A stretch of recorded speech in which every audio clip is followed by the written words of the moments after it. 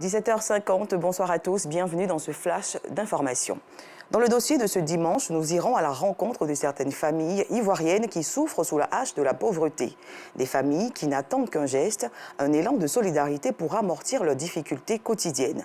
Le ministère de la Solidarité et de la lutte contre la pauvreté a entendu leur appel avec le concept Le Dimanche de la Solidarité.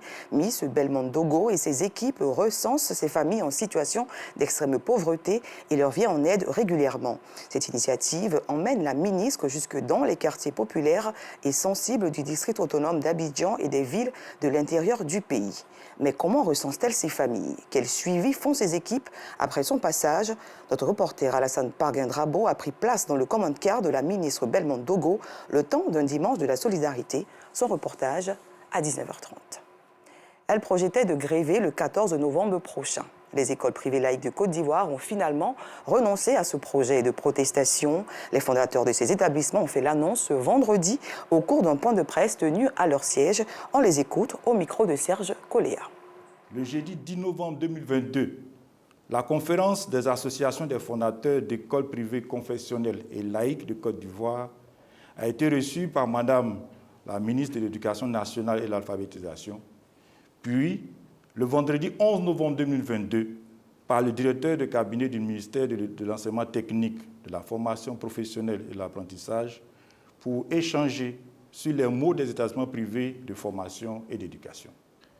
Le président des fêtières note avec satisfaction la ferme volonté de Madame la ministre de l'Éducation nationale et de l'alphabétisation d'accorder une oreille attentive à l'ensemble des préoccupations évoquées par le secteur privé de formation et d'éducation.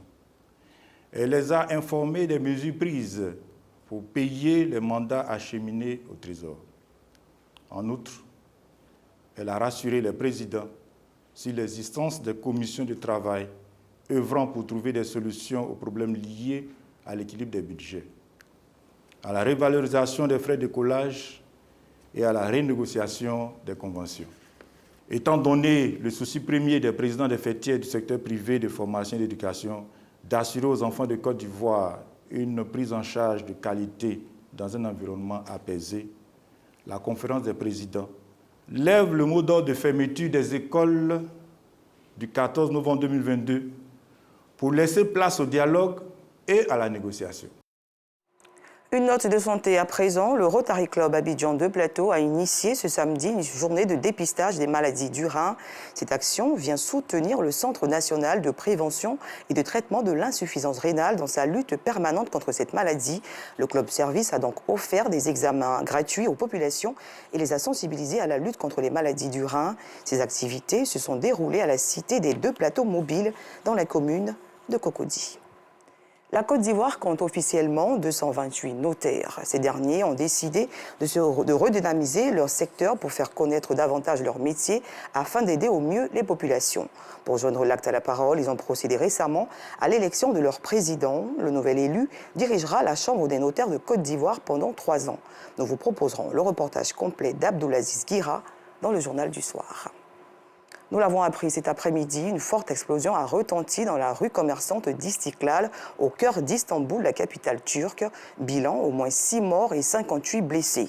Cette explosion n'est pas revendiquée et le président Erdogan a tout de même dénoncé un vil attentat en direct sur la chaîne nationale. Il a rassuré les populations de la punition qui sera administrée aux auteurs de cette explosion. Des secours sont toujours sur place. Pour rappel, cette rue très fréquentée d'Istanbul avait déjà été touchée lors d'une campagne d'attentats en 2015-2016 revendiquée par le groupe État islamique. Je vous donne le mandat de former un nouveau gouvernement. Ces mots sont du président israélien Isaac Herzog. Il désigne ainsi officiellement Benjamin Netanyahou, arrivé en tête des législatives du 1er novembre 2022 pour la formation du prochain gouvernement. Cette information a été rendue publique aujourd'hui lors d'une conférence de presse qui s'est tenue à la résidence présidentielle à Jérusalem. C'est la fin de ce flash. Je vous donne rendez-vous à 19h30 précise.